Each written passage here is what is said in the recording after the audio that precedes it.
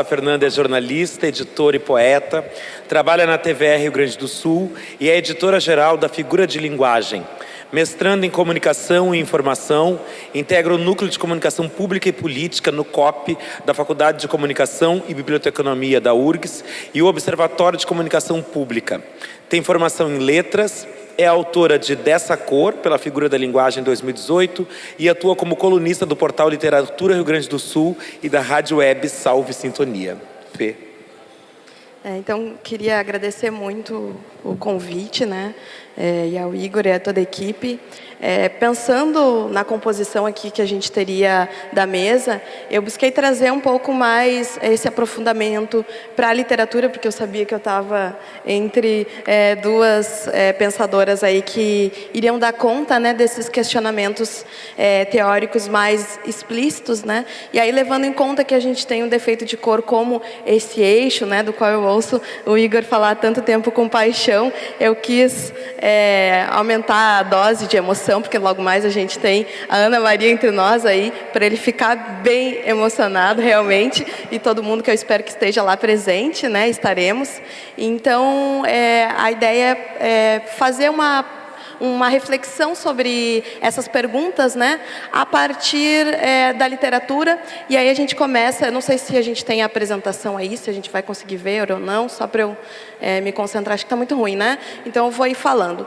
Então eu queria começar que a gente, quando vieram as perguntas, né, e sobretudo a ideia de crise, quando a gente vai falar em narrativas, a gente tem sempre uma perspectiva que é benjaminiana, né, que vai postular que os momentos de crise são aqueles momentos em que a gente tem uma potencial ameaça da narrativa. Como narrar num contexto de trauma, né? A gente sabe que, por um lado, alguns traumas são muito aceitos, né? E outros traumas não são nem mesmo considerados. A gente via falando, né, desses problemas de epistemologia negra, né? E não são os problemas da epistemologia negra por si só, mas os problemas que colocam sobre a epistemologia negra, né? E um deles é a consciência ou a conscientização de que a escravização do povo negro é um trauma. É muito difícil, por incrível que pareça, conseguir defender isso em um artigo ou numa apresentação sem você ser questionado. E, possivelmente, se você é um pesquisador negro, você vai ser mais questionado disso, né? Então, eu localizo aí bem forte a minha fala no sentido de demonstrar para vocês porque a gente pode considerar que isso é um trauma, né? E como lá num defeito de cor, a gente vai reviver esse trauma, e essa é uma das potencialidades que a forma que a Ana Maria Gonçalves traz, né, que é híbrida. A gente tem a própria narração, mas a gente tem uma estrutura de diário também, um pouco documental. Tudo isso são formas, né, que a gente se utiliza na arte e serve muito às artes visuais também, assim como a literatura, né? Essa hibridização, para que a gente possa reviver esse trauma, mas a partir de um outro olhar que não é só esse da historiografia, que a gente pode problematizar, e em geral nós estamos problematizando, né? Porque ele vem com toda aquela visão, né, que é quase já assim um chavão a gente dizer, mas vale lembrar, né, que é eurocêntrica, que é branca, que é falocêntrica. Então, é mais ou menos dessa quebra de paradigma que a gente consegue por meio da forma artística, que esse livro vai nos trazendo essa lembrança desse trauma, né? Que é uma lembrança de algo que a gente, muitas vezes, no Brasil, sobretudo, vai negar. E aí também está um dos pontos fortes dessa narrativa. Mas eu começo, então, fazendo uma aproximação, quando a gente fala em crise, né? Quando começa essa crise? Se a gente for pensar na produção da Lélia Gonzalez, por exemplo, a gente vai perceber que ela também aponta uma espécie de uma linhagem, assim, né, da nossa neurose como cultura brasileira, sendo exatamente o racismo, né? A gente tem uma negação de uma matriz africana na nossa cultura, a Lélia vai demonstrar isso, né?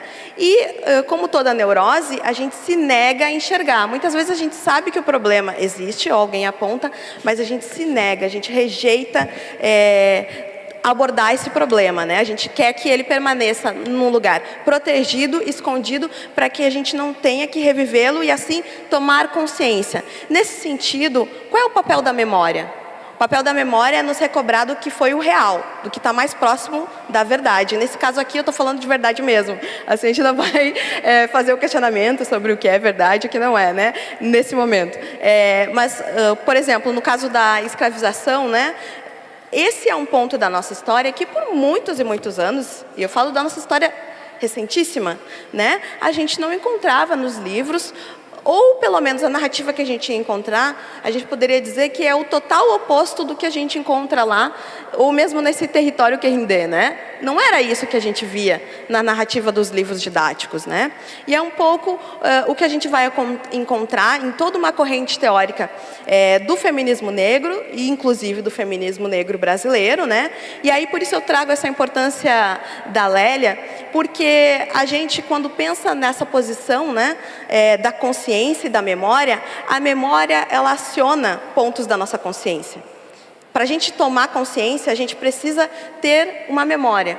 E, quando a gente vai observar uma literatura que a gente pode, em algum sentido, pensar nela sendo como uma literatura que recupera essa arte negra, né, que recupera um pouco do que a gente entende desse conceito de arte negra, ela está, então, trazendo à tona esta memória e propiciando, né, elementos para que a gente atinja novamente a nossa consciência. Houve escravização? Sim, houve, né? Ela foi branda, como se gosta de dizer aqui no Rio Grande do Sul, né?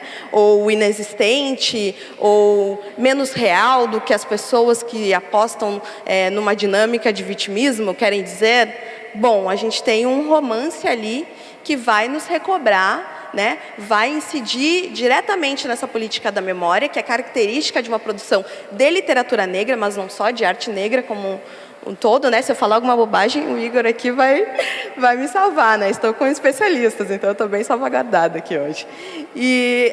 Então a gente vai ter uma inscrição muito forte no que a Conceição Evaristo, quando vai lá conceituar, né, literatura negra, e a gente pode se servir também do CUT nesse sentido, ela vai apontar para o poder simbólico, né? É uma literatura que ela é engajada, né, e não tem nenhum demérito nisso. Ela é engajada e ela tem um poder simbólico, justamente porque ela vai incidir sobre essa necessidade que nós temos de recuperar uma memória que ou se foi perdida, né?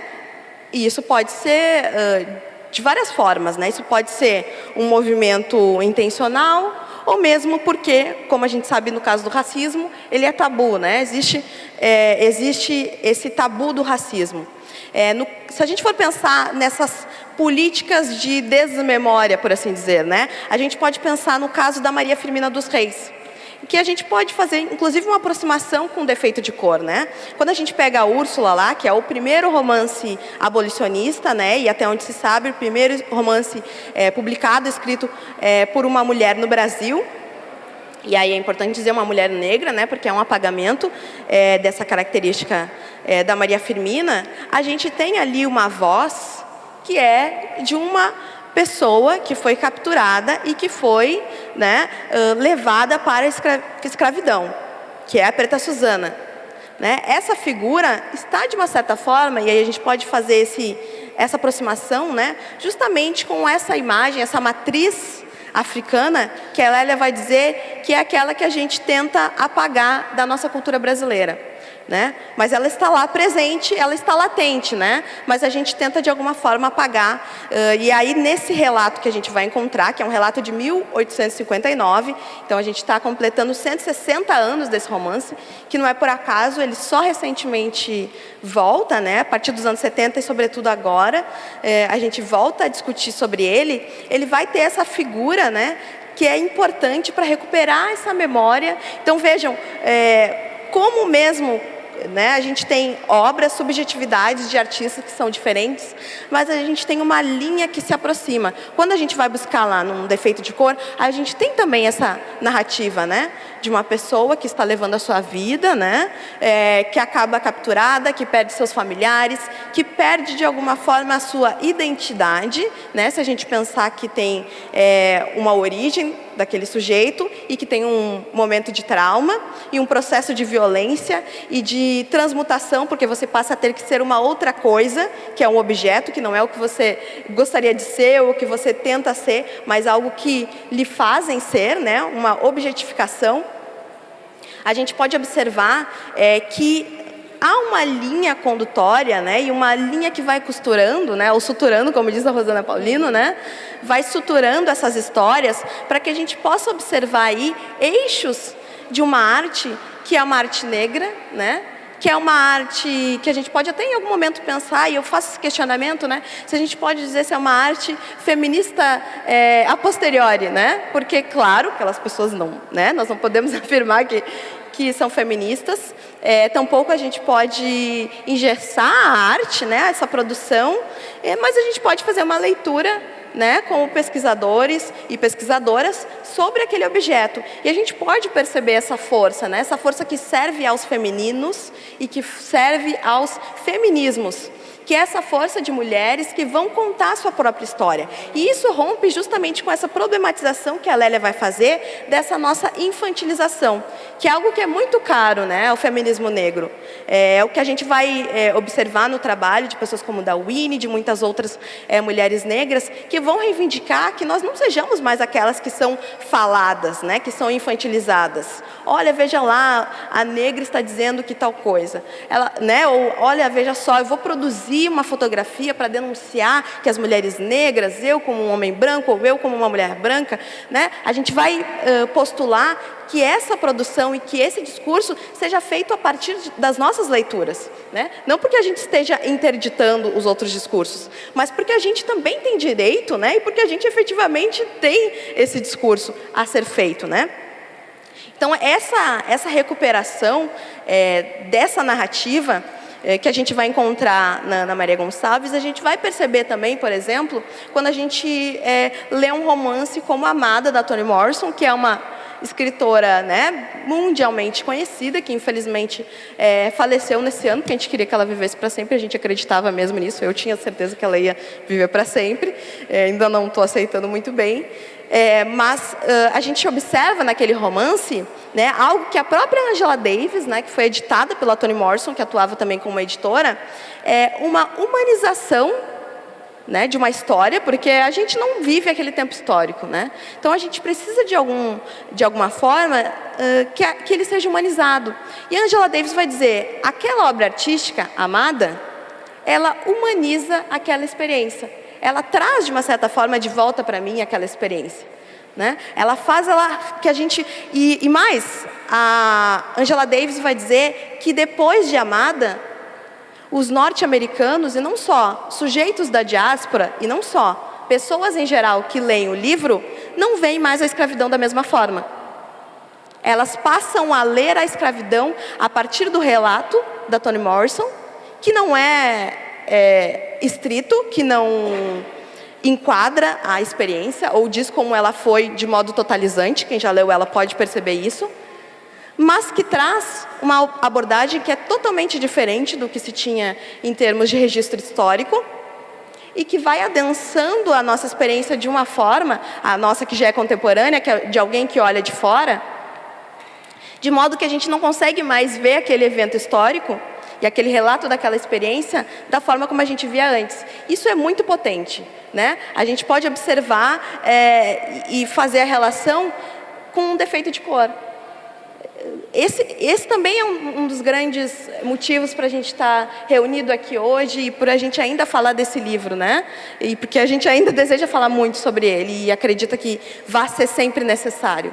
Porque ele faz com que as experiências que estão lá contidas nele, essas narrativas, esses relatos, sejam ainda muito relevantes e que a gente não enxergue mais aquela produção histórica ou aquele relato que a gente ouvia a gente não consegue mais ver da mesma forma. O livro é transformador. Aquela obra artística é transformador do nosso olhar sobre as coisas, né? E aí a gente volta, talvez até para uma ideia do que é a função da arte, né? O que é a função do artista, o que é a função dessa escritora, o que é a função do próprio feminino, né? Porque a gente pode pensar também nesse poder transformador do feminino, porque não é por acaso que esse relato vem de mulheres, né? Não é por acaso que o feminismo negro ele é protagonizado por mulheres, né? São várias quebras de paradigma. É um relato que ele é não hegemônico, né? Ele é contra-hegemônico. Ele é um relato que ele é não branco, né? Ele é um relato de quem está à margem, de quem o seu discurso não é aquele que é o mais aceito. Então, já encaminhando para a minha reflexão inicial, eu gosto sempre de aproveitar todas as falas que eu faço, assim, para pensar numa fala, né, um trechinho da Zora Neale Hurston, em Seus Olhos Viam Deus, que uma amiga está chegando de viagem, né, a personagem, a protagonista, né? Ela está voltando de uma viagem e ela diz para a amiga dela, né? A amiga relata, olha, eles perguntavam muito de você, eu acabei falando, você me desculpa. E aí ela diz, a minha língua fala na boca da minha amiga. Então, me parece sempre que quando a gente fala desse feminismo, né? E um pouco desses femininos, quando eles não são femininos que são opressivos, me parece que sempre tem um pouco dessa alma, que para mim é a definição disso, né? A minha língua podendo falar na boca da minha amiga. Um pouco um defeito de cor me mobiliza nesse sentido, e as artistas de um modo geral. Quando eu sou afetada por essa produção, eu sinto dessa forma, eu sempre acabo me lembrando dessa frase. Então, essa crise... Bom, ela é fundante na minha avaliação, né? Claro, eu não quero de forma nenhuma minimizar contextos ruins, né? Mas, se a gente for olhar um pouco essa nossa tentativa de consertar as coisas por meio do feminismo, seja o branco, seja o negro, né? Ela indica que havia uma crise já, e que nós não éramos as pessoas privilegiadas nessa democracia, e muito pelo contrário, né? E a arte nos ajuda a perceber isso, e talvez até como a gente possa se mobilizar para produzir mudanças. E inicialmente era isso, que eu não quero me estender demais.